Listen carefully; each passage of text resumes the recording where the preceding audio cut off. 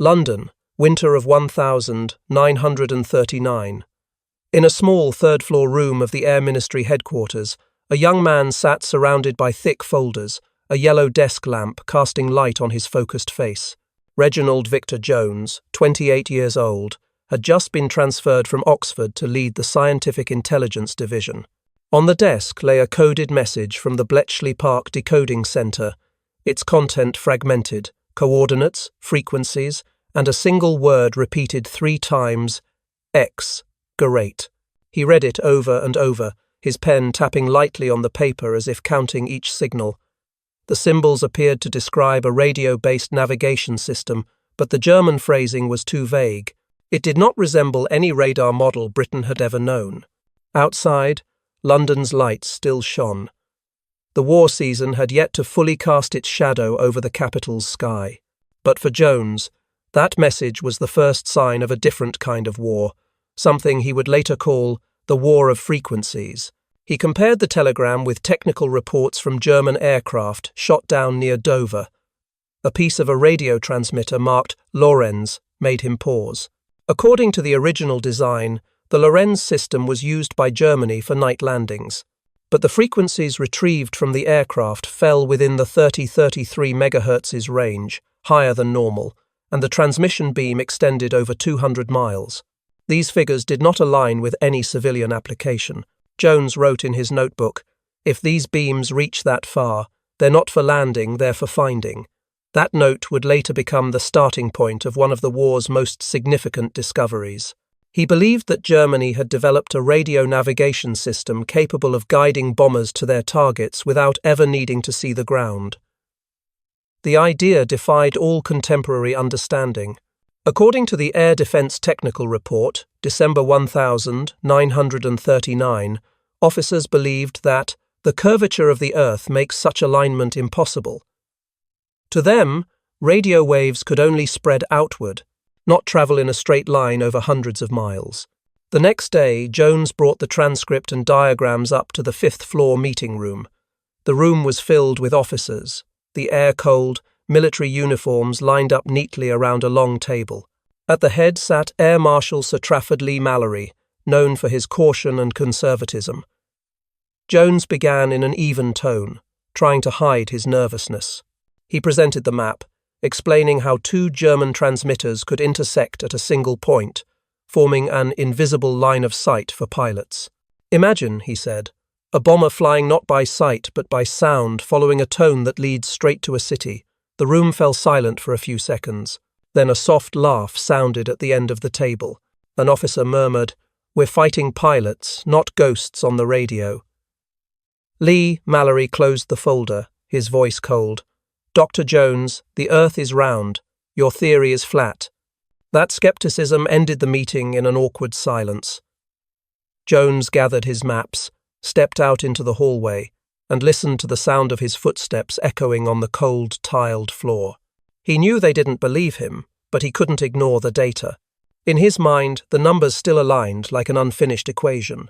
According to the intercept log, November 1939, 3 recent German missions had flight paths matching the transmission axis he had calculated from the Great telegram. This alignment could not be a coincidence. "They're using the sky like a map," he whispered upon returning to his office. For many nights, Jones stayed alone, hunched over maps and frequency meters. Outside the window, the sound of a test air raid siren echoed in the distance. He redrew the model of the 2 transmitters, calculated signal deviations, and checked for possible interference between channels. The pencil lines on the paper grew dense and tangled. Around midnight, he folded the ruler, leaned back in his chair, and realized he was staring at something that had never been named, a weapon guided by mathematics. A week later, when he showed the results to his colleague Charles Frank, Jones said softly, "It's not a radar, it's a ruler in the air." Frank looked at the diagram, silent for a few seconds. "If you're right, they could hit any city they want," Jones replied. "Yes. And nobody would see them coming." According to RAF Intelligence Memo 2/1940, At that point, Britain still had no countermeasures for nighttime attacks using radio navigation. In a letter to his wife later on, Jones wrote, "I felt like a man hearing footsteps in an empty corridor. The data was whispering something terrible." That line captured his state of mind, not fear, but the loneliness of being the only one who could hear an as yet unformed threat. Science had allowed him to see what others did not want to believe. In December 1939, as German air reconnaissance intensified, Jones recorded strange signals appearing at regular intervals, fixed frequencies, transmissions originating from the Ruhr region. According to the British Intercept report, 15 December 1939, the signal strength was doubling each week, directed toward London. These numbers made him almost certain that a radio network had been established along the European coast. He presented his conclusions again to his superiors, this time in a smaller meeting with Henry Tizard, the Ministry of Defence's science advisor. Tizard didn't dismiss him outright. He only asked, "If it's true, how far can they see us?" Jones replied, "Far enough to find our factories even in fog."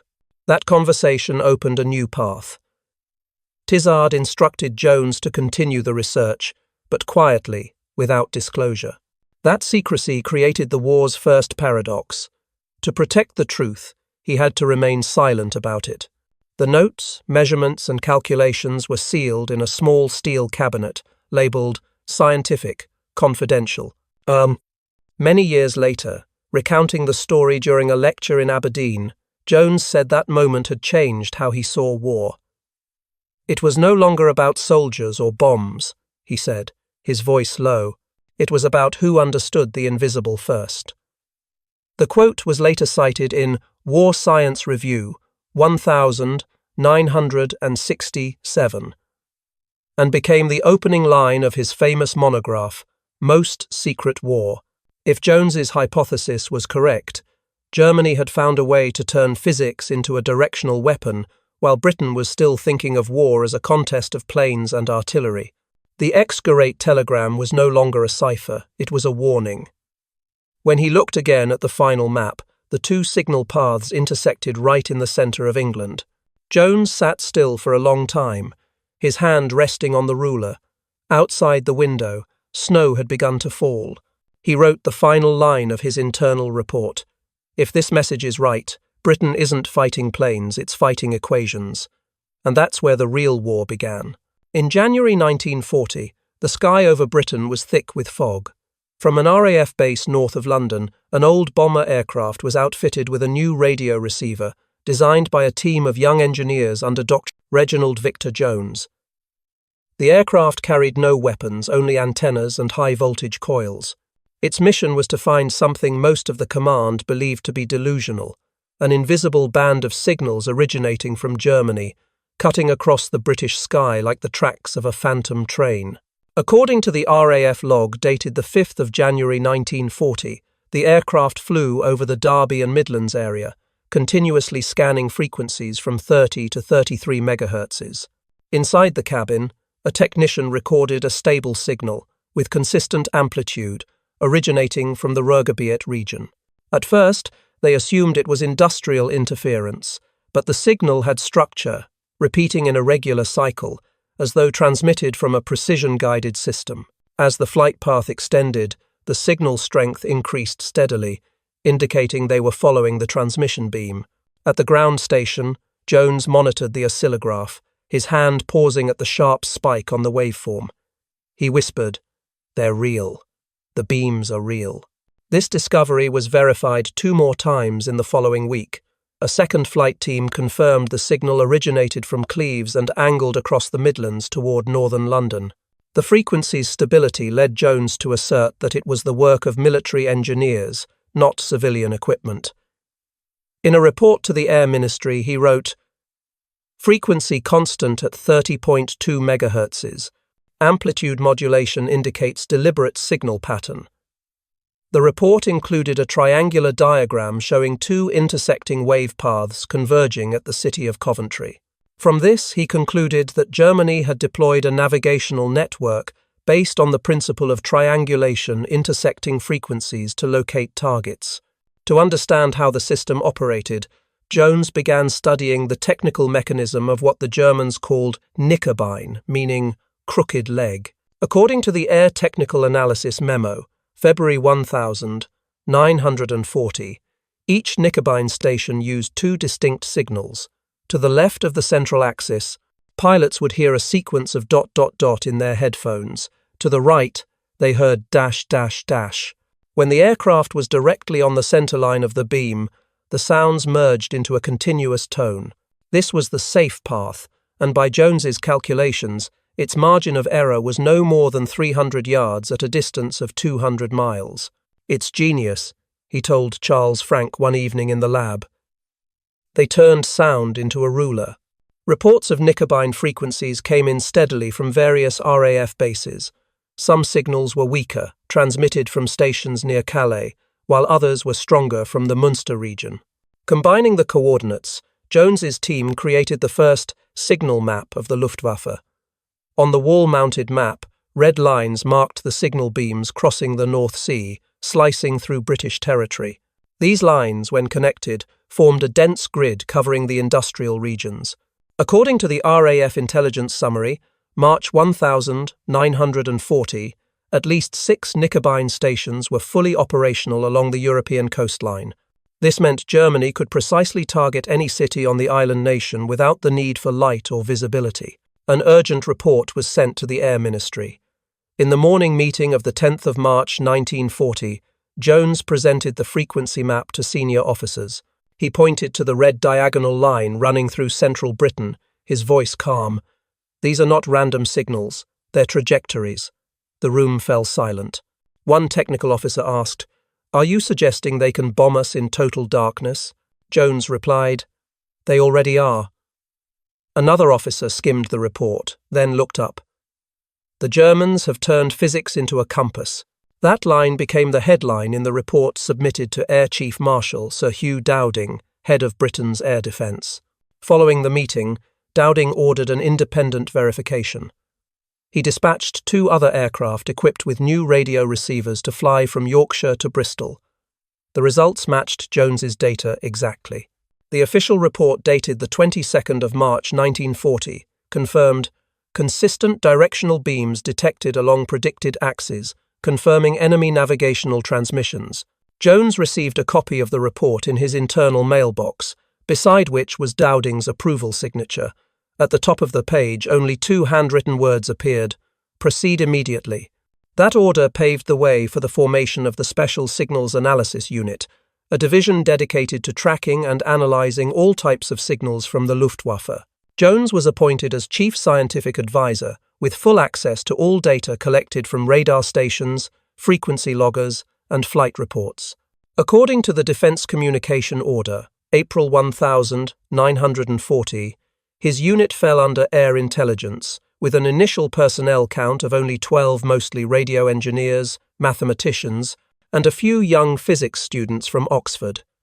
They worked 18 hours a day, sleeping on the lab floor among piles of drawings and electrical cables.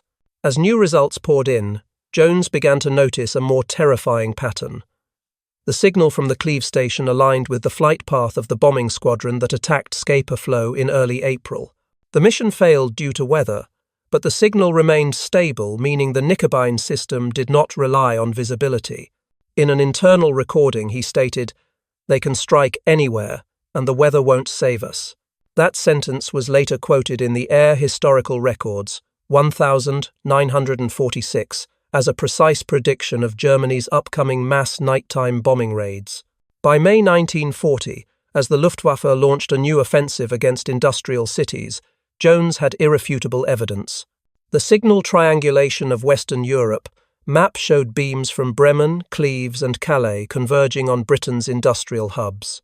He pinned each intersection point and realized the network was perfectly designed, like a hunting net cast across the sky.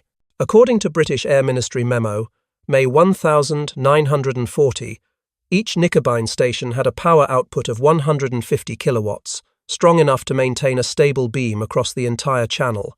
On a rainy evening in May, Jones stood by the window of the Air Ministry headquarters, watching the traffic of London below. He knew the war had entered a new era.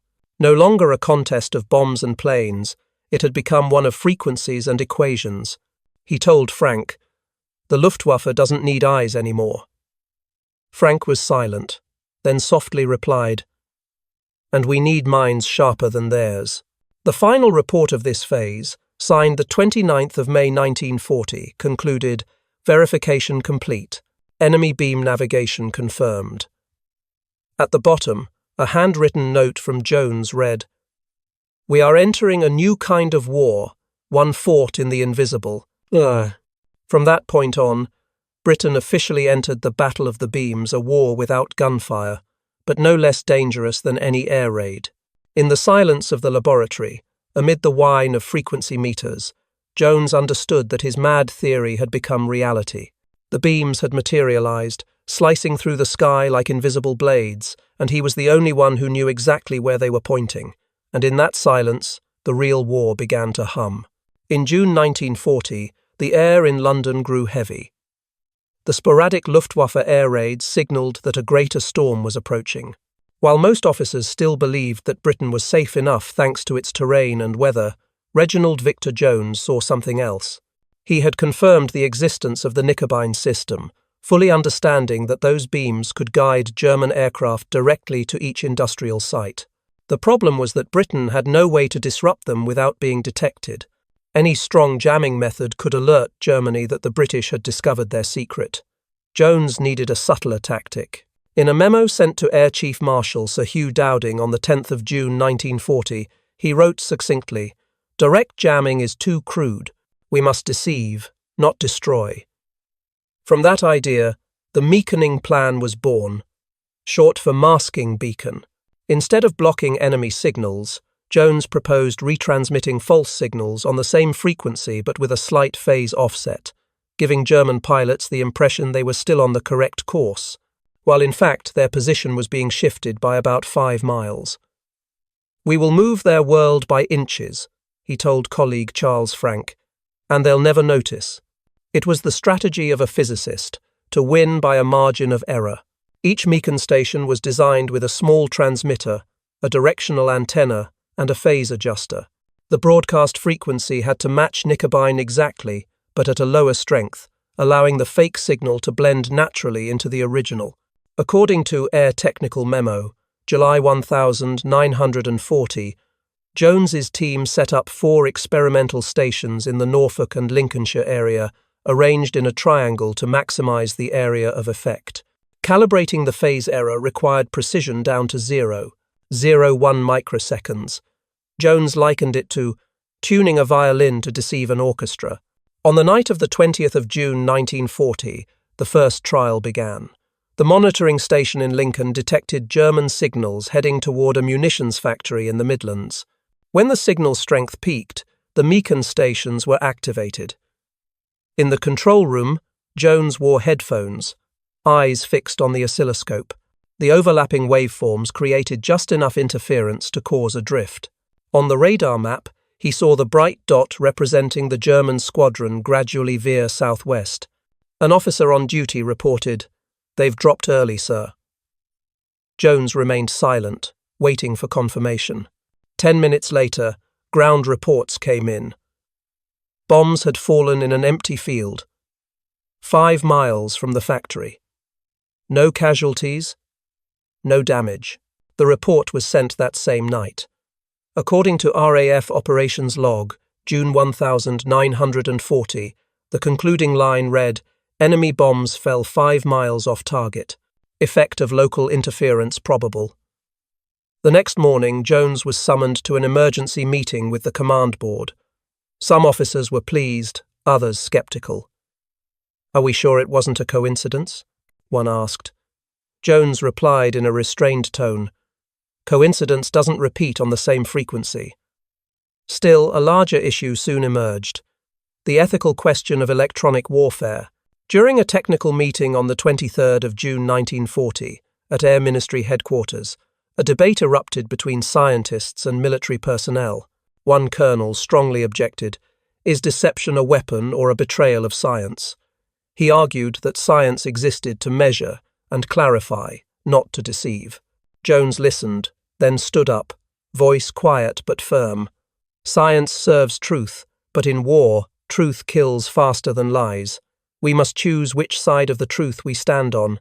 The statement was recorded in the meeting minutes and later cited in British Scientific Intelligence Review 1947. Though doubts remained, Dowding approved the expansion of the experiment. Starting in July, 6 more Meaconing stations were deployed along the eastern coast, each about 40 miles apart, operating in 12-hour shifts. The system was calibrated using the phase calibration method, meaning the transmission time was subtly altered to keep the false signal synchronized with the German one, ensuring enemy pilots wouldn't detect the discrepancy. According to Royal Air Force Technical Summary, August 1940, the British broadcast frequency differed by only 0.02 MHz from the original, enough to affect navigation while remaining within the natural threshold of atmospheric noise. The results came sooner than expected. During the air raid on the 3rd of July 1940, 12 Heinkel He, 111 aircraft departed from Calais, following Knickerbein signals toward Birmingham.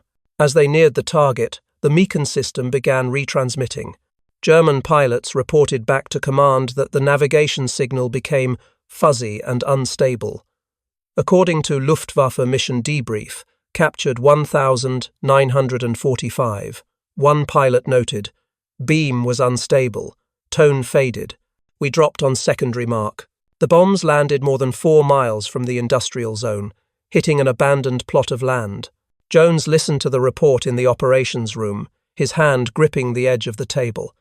He knew this tactic had succeeded not only technically, but psychologically. When a signal becomes distorted, pilots begin to doubt their own equipment. Doubt, he told Frank, is the most effective form of interference. The success of Meaconing led the Ministry of Defence to establish a dedicated radio countermeasures group under the Air Ministry. Jones was appointed Chief Technical Advisor, gaining control over high-frequency German signal analysis. He requested additional personnel and new receivers with sensitivity greater than 0.5 microvolt, manufactured by Meaconing. In his field log, he wrote, "The line between observation and manipulation is getting thin." That line captured his internal conflict, the pride of a scientist mixed with unease at using knowledge to deceive. One late night in July, as he left the office, Jones paused at the window, looking east, where the radar lights swept softly across the sky. He thought of the question the colonel had posed. Did this deceit damage the spirit of science? Then he remembered the damage report. No casualties. The silence of that night answered for him. 3 weeks later, data from multiple regions confirmed consistent results. According to Koth Membind Air Intelligence Report, July 1940, the rate of off-target bomb drops in areas affected by Meaconing reached 73%, more than double that of unprotected zones. Though the Germans still believed the fault lay in their equipment, Luftwaffe missions began to decrease at night. The experiments Jones had once sketched in chalk now formed the backbone of national defence. On the 1st of August 1940, he submitted a final report titled simply, "Operational Deception Successful." At the bottom of the page, a personal note written in blue ink read, "Success confirmed. No casualties." That simple line marked the boundary between two worlds, one of logic and one of ethics. In the quiet room, the signal transmitter hummed steadily, a reminder that this war would continue, not with gunfire, but with frequencies. And from that hum, deception became Britain's sharpest weapon. On the 12th of November 1940, in a small room of the Air Intelligence Division, the telegraph machine blinked incessantly. A series of Morse code signals had been decoded, sent from the listening station at Churchill. As the final cipher appeared on the paper, Reginald Victor Jones froze. The phrase, "Operation Moonlight Sonata," surfaced repeatedly, along with a list of coordinates and frequency instructions. He was familiar with this kind of dispatch, but this one carried a different tone. The signals converged on a single point, Coventry, a central hub for aircraft engine and munitions production.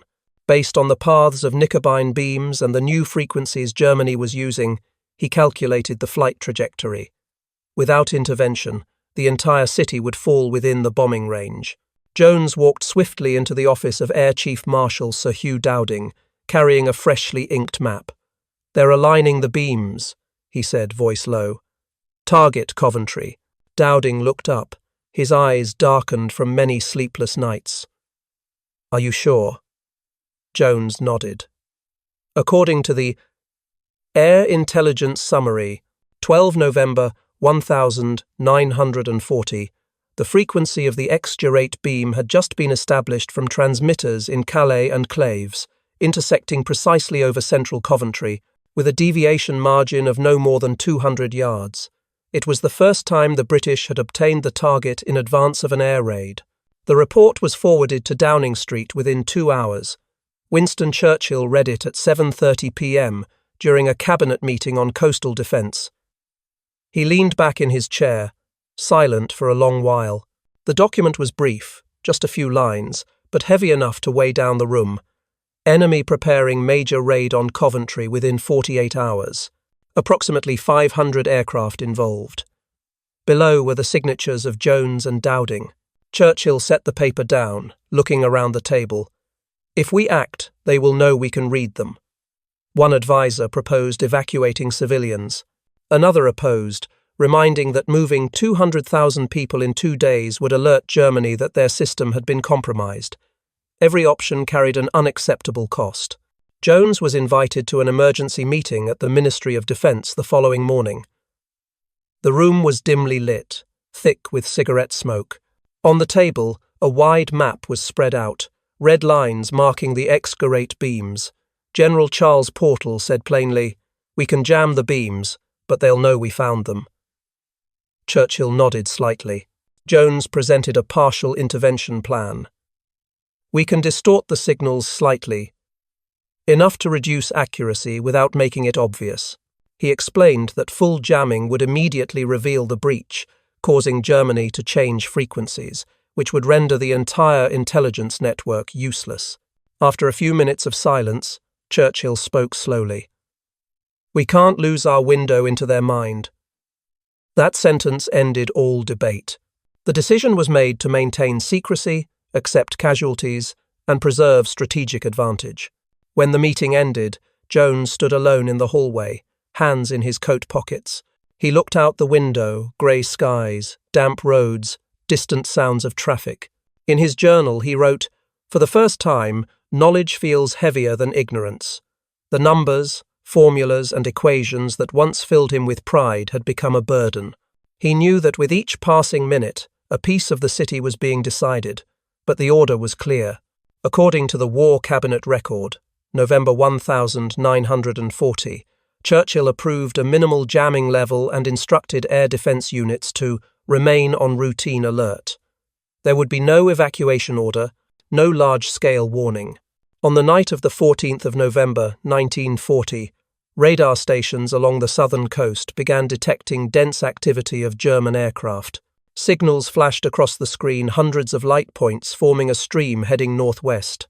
In the operations room at Whitehall, Jones sat by the radio, headphones pressed to his ears. He recorded every frequency in pencil, his heartbeat echoing each waveform. According to RAF operations log, 14 November 1940, at 7:15 p.m., the first Luftwaffe squadrons crossed the Channel, with X-Durate signals stable at 66 MHz. British jamming stations began transmitting slightly distorted signals, phase shifted by 0.03 microseconds, in accordance with the partial jamming directive. Around 9 p.m., the sky over Coventry lit up. German flares fell like white rain. The sound of bombs thundered, mixed with sirens. From London, the communication signals kept coming, reporting each wave of bombing. Jones never left the telegraph set.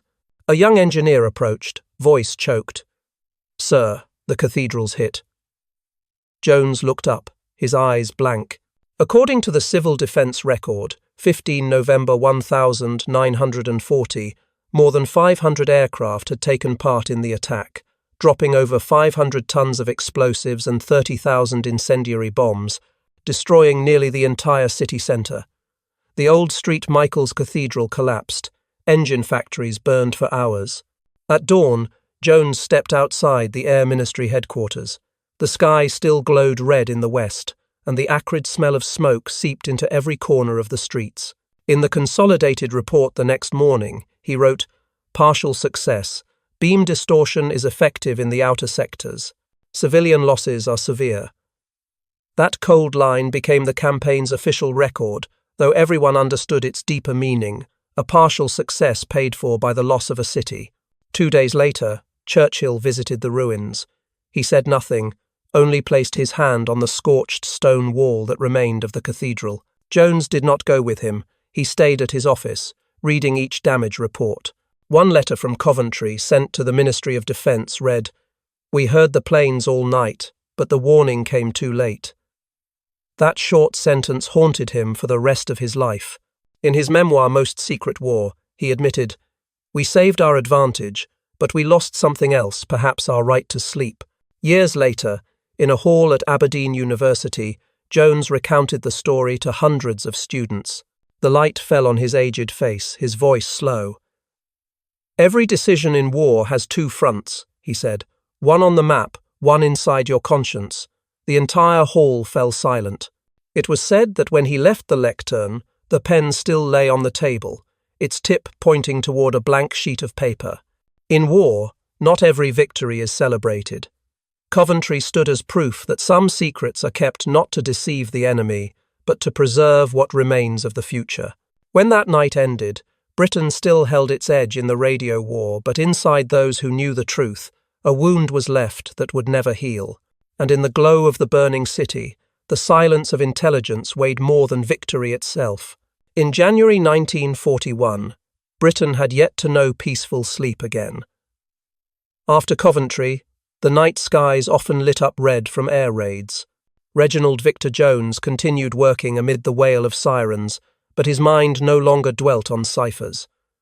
The war had shifted to another level, where engineers and physicists clashed directly through frequencies.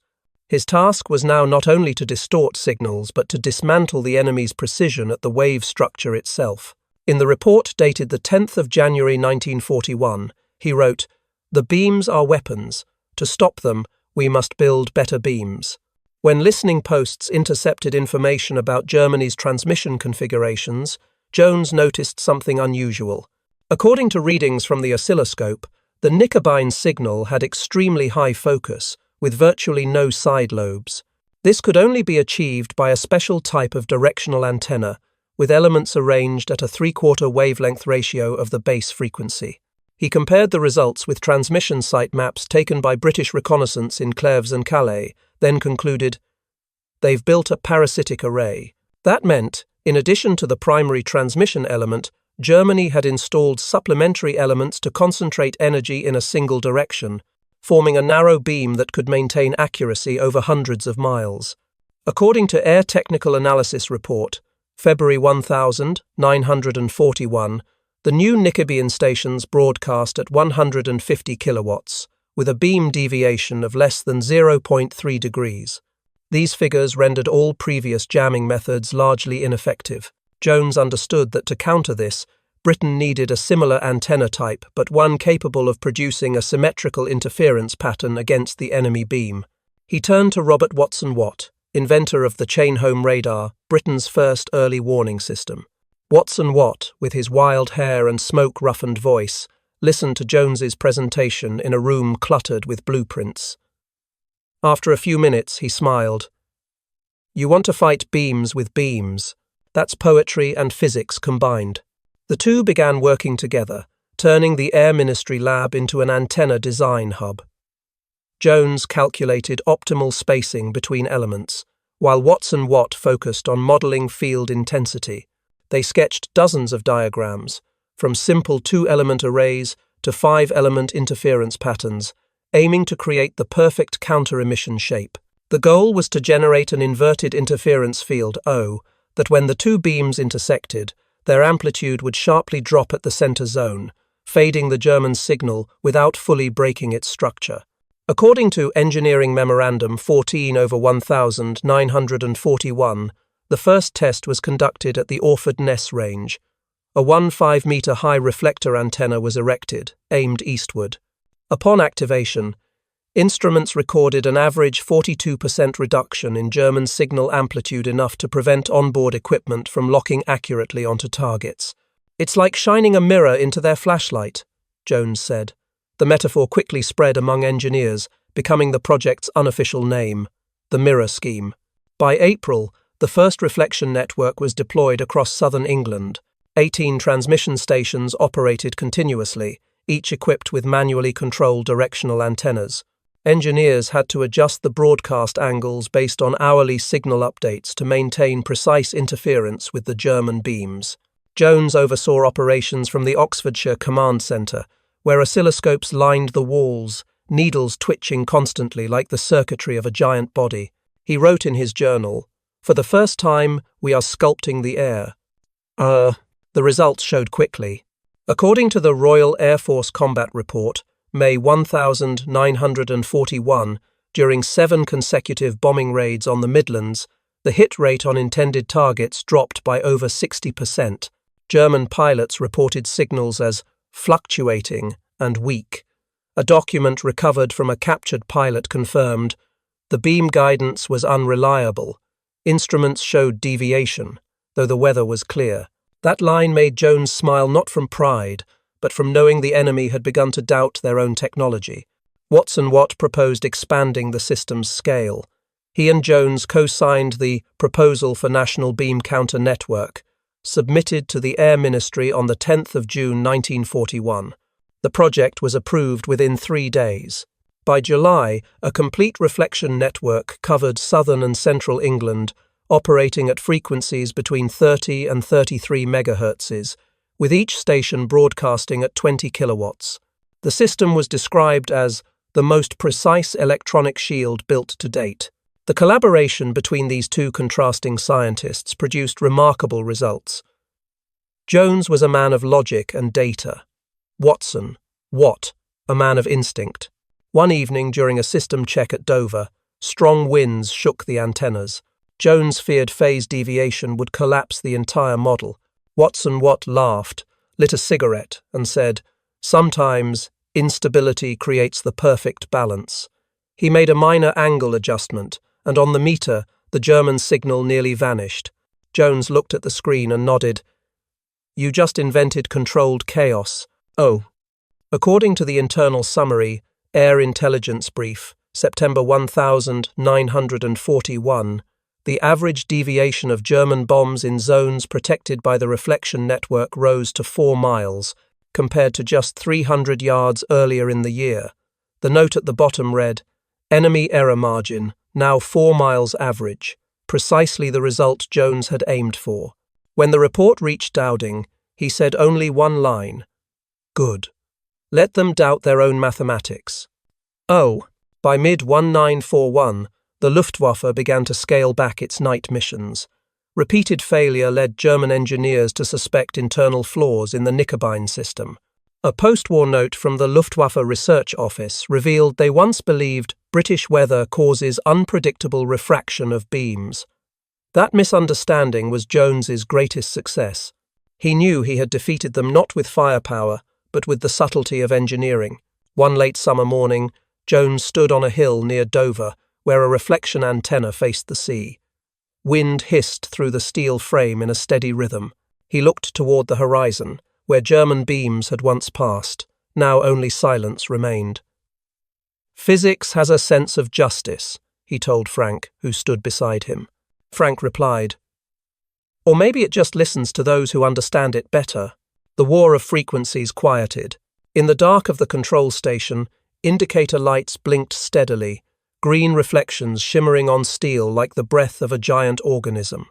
Engineers continued their watch, fingers on frequency dials, eyes tracking interference charts. They could not see the enemy, but they knew somewhere across the sea, German pilots were growing uneasy over numbers that no longer made sense.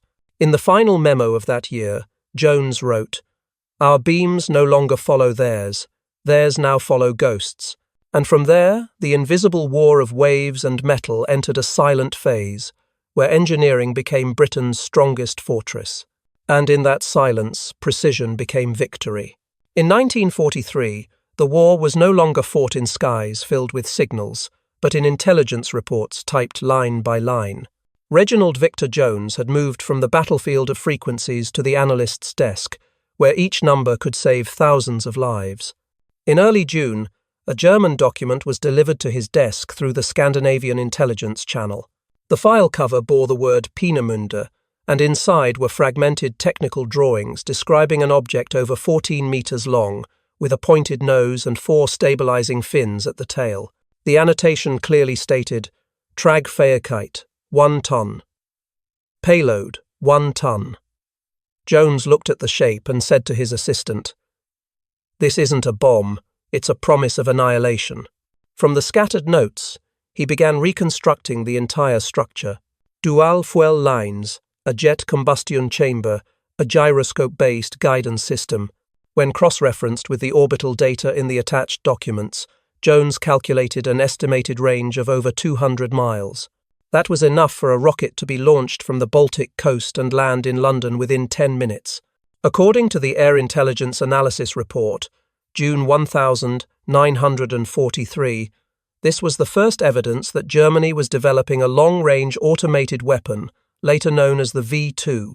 Jones submitted the report to higher command, but many senior officers remained skeptical. One remarked, "Rockets of that size are science fiction." He replied, "So was radar, until we built it." The dry answer was enough to prompt the command to authorize an independent analysis.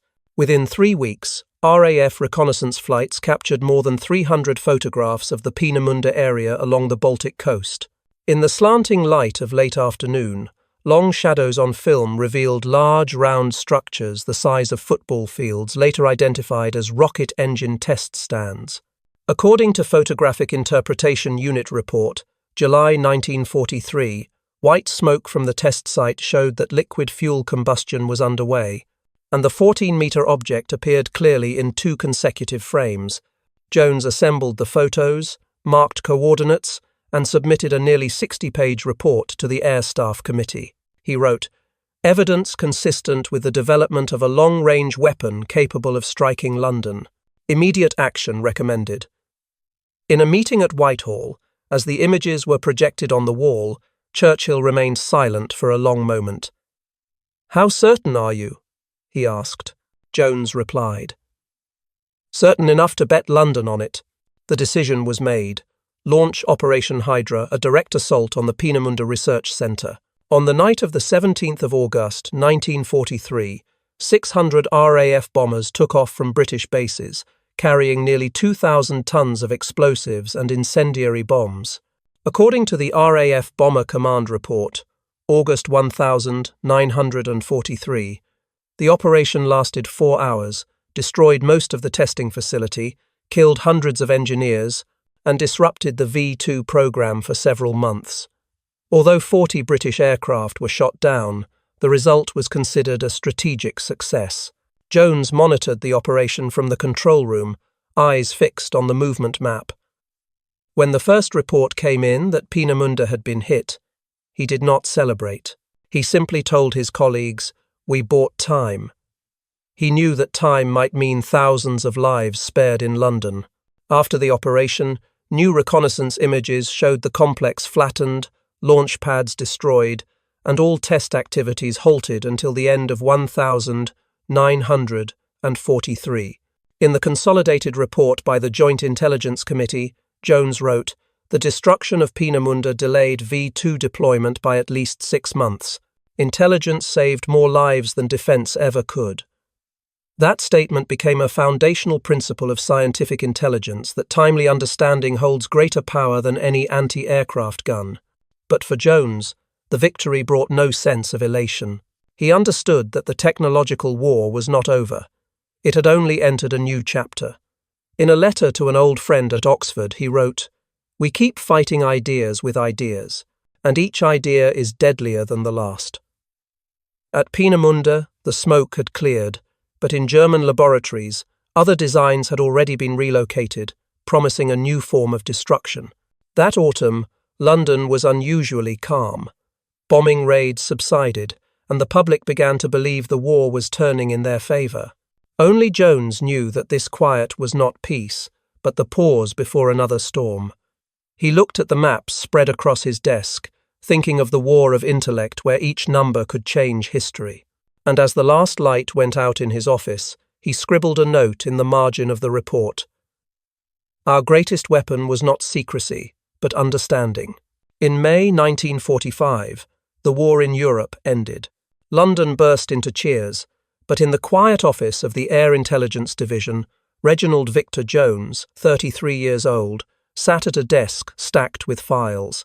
Reports on Knickerbein, Excurate, and Peenemünde were stamped top secret and locked away in a steel cabinet.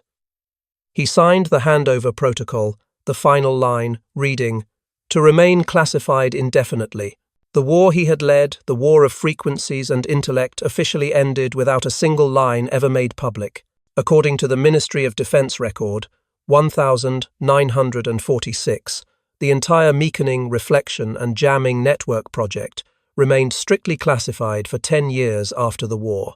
As the rest of Britain rebuilt from rubble, those who had worked with Jones kept total silence. He left the Ministry of Defence and returned to teaching at the University of Aberdeen, where he had once dreamed of becoming a pure physics researcher. A chalkboard replaced operations maps, and students replaced engineers. In his first lectures, he said, "Science can serve two masters, curiosity and survival. In war, we chose the latter." The quote was recorded in the Aberdeen Lecture Notes, 1947. Jones founded the field of scientific intelligence, training a new generation in technical and strategic analysis. He taught students how to read between the lines, how to look at a photograph and see what others missed. It wasn't just science, it was the ethics of using knowledge. His students later became experts in British and NATO defence programmes, carrying forward the spirit he left behind, deception over destruction. He once wrote, "It is better to mislead a missile than to fire one." When the story of the Battle of the Beams was declassified in the late 1952, Jones declined all interview requests. He simply said, "The real victory was silence." According to the Times obituary 1997, he died at the age of 86, leaving behind more than 75 research publications, many of which are still used in modern electronic warfare. The Germans once wrote that they lost because of errors, but history shows they lost for another reason. The war wasn't decided by the weight of bombs or the speed of planes, but by the ability to understand the enemy more deeply than he understood himself. When Jones looked back, he knew he hadn't won by force but by knowledge. "Germany lost the war of machines," he once said. "Britain won the war of minds." The story of Reginald Victor Jones closes like a special chapter in history where victory came not from artillery, but from numbers and the courageous power of intellect. He proved that knowledge could save more lives than any weapon ever could, and that war is sometimes decided not on battlefields, but in small rooms filled with light and the hum of frequency meters. Thank you for joining us in this story, the journey of minds bold enough to step into the invisible edges of history to defend the visible world beyond. We are committed to continuing to bring you the most compelling content, retelling the battles few remember but that changed the course of humanity. Don't forget to subscribe to follow more unseen battles